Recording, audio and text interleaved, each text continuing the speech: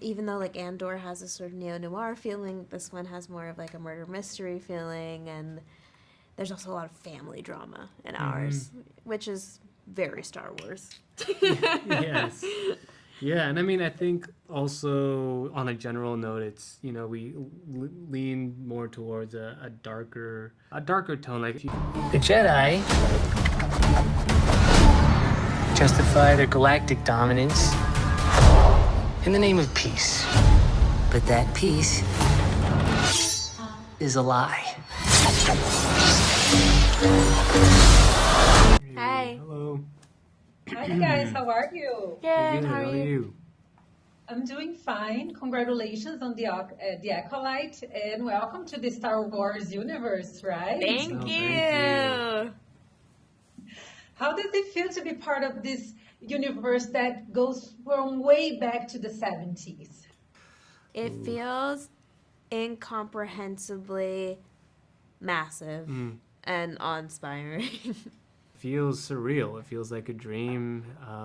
As every day passes and as more and more footage comes out, it feels like, a dream that's actually coming true. And how well did you guys know about Star Wars before becoming part of this franchise? Well, I grew up on the prequel series. Those are the ones that I connected to most as a kid. I also just really love Anakin's story. I love how filled with like conflict and romance and like emotional torture and like corruption, and I love the politics of the Trade Federation and Emperor Palpatine and all of that stuff. That's like my favorite part of the timeline. But then I also really love, The Empire Strikes Back, and when you see this character Luke Skywalker go into the Dagobah Forest for the first time and train. I'm really more of a prequel person because of my age. But I mean, I love all of it.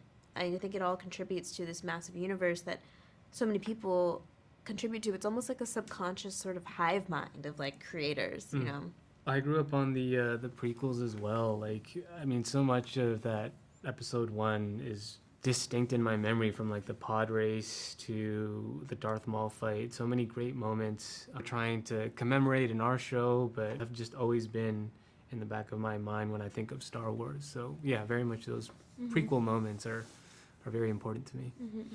Nice. I love the references. Empire Strikes Back is still my favorite Star Wars movie until this day. I just love that movie.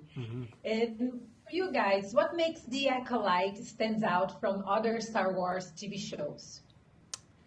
Well, we have a very different sort of stunt choreography for the most part, because the character that I play, May, she uses knives instead of a saber. That kind of opened up the world of what we wanted this assassin to move like physically. So that's very different, and it's very much in line with the tone of the show in general, which was inspired by Kung Fu films. Crouching Tiger, Hidden Dragon is inspired by Kill Bill. And I think that's a little totally different than some of the other Star Wars shows that are currently coming out. Even though like Andor has a sort of neo-noir feeling, this one has more of like a murder mystery feeling, and there's also a lot of family drama in ours, which is very Star Wars. Yes. Yeah, and I mean, I think also on a general note, it's, we lean more towards a darker tone. Like, if you've seen like the first poster that came out for the Acolyte, it was that lightsaber with the blood stains. Like, we're definitely trying to change the tone in terms of what we've seen before in previous Star Wars series, and we're trying to do something different, and Leslie had a specific vision for it, and I think it's incredibly unique in that sense. The tone, the physical aspect of things, just kind of all aspects throughout. And Kimmy and May have a very particular relationship. It feels like they trust each other, but at the same time, Kimmy, like, you can't trust him that much. Tell me a little bit about this relationship, how you guys were able to develop on screen. You guys have great chemistry. Tell me a little bit about that as well. I remember being in rehearsal and having this conversation. Yes. And sometimes you and I would just have it alone, even like, you know, on our own time, because we did a lot of work together. Yes, we outside of the production office where we would just meet up and talk for a long time with the characters. But I remember us coming to the conclusion that was like, okay, I think this character relationship is like, I hate you, but I need you. Mm-hmm. Yes, absolutely. Kind of almost like a brother-sister relationship. You don't really like one another, but you need each other to kind of get through this path or this adventure. And I mean, like your character, actually, you have like a particular kind of challenge here in this show because we have two specific characters. I don't want to go too much into it because I don't want to give spoilers to our audience. But please tell me a little bit about your process as an actress, how you manage to play your character, to walk through those nuances that we see in your characters. Let's just put it like that. Sure. Well, the first thing that I always do when I'm working on anything is I start with music. And knowing that I was going to be playing two different characters, I made two completely different playlists for them. And a lot of it was Star Wars score, but then it's like anything under the sun, any genre you could imagine. And then I wrote backstories for each one. I did that by, I went through the entire script and I kind of picked out anything that felt like subtext to me. Like, an example would be for May, I felt like every time that she was supposed to give a straight answer, she did something kind of elusive instead. And all these things were clues to me about how they would move physically. And then I also thought about the light and the dark side of the Force and like how those are inspired by yin and yang and how the qualities of yin and yang are very different. And then I figured out how they walked. That was the first thing I did, was figure out how they walked. And then I went from there. Nice. What about you, Manny? What was your creative process in creating Kimi? Well, the fortunate aspect of this project is we were supplied with a movement coach and also with dialect coaches to kind of explore these characters, and having that objective point of view, having a third person kind of guiding us through these characters was incredibly helpful. What Amanla said, like trying to figure out the physicality of how they moved was really helpful with a movement coach. Trying to find Chimere's voice was very helpful with our vocal ladies. It was a lot of experimenting. It was a lot of like, what doesn't work, what works, let's try this out. And the beauty of it all is that we had time to rehearse it and kind of play around with it first before we had to go on screen. And it's a lot of just trial and error at the end of the day.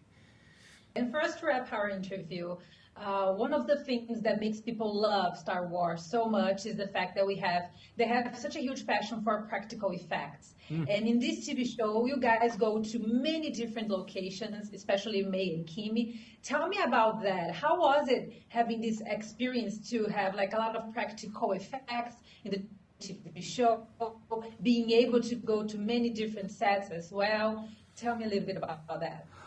Ooh, It was amazing. Yeah, like with Kofar, the forest, that was actually a set. It wasn't a location, but it was a practically built set, and I think it was one of the biggest sets that have been built in the Star Wars world. Like, like all the trees, like it was on a stage, but then as the days progressed, Amanla and I were noticing different creatures kind of inhabiting the set. So we would see frogs, we would hear birds in this completely remote location that, a forest that wasn't supposed to be there, but it started to come to life with actual creatures and actual animals, which is special. Yeah, I remember going into the production office during pre-production, seeing this map on the wall for our forest where a lot of our show takes place, and going up to one of the production designers and saying, "Oh, is this like a theoretical map for on set?"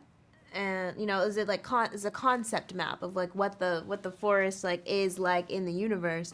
And the production designer be like, "No, that's a real map for the set that we're building, so that you know what part of it you're in." Yeah, it was huge. Yeah. You get lost in there. Yeah, it was incredible. Yeah. Well, it totally fooled me. It didn't look at all like a piece of set. Not at all, guys. It's really, really real. Really real. Oh, and really beautiful as well. Thank you so much. You're welcome. Guys, thank you so much for your time once again. Congratulations on the Acolyte. I got the opportunity to watch the first 4 episodes and I loved it. I can't wait to watch the rest. And thank you so much for your time, for being here with me today. Oh, Thank you so much.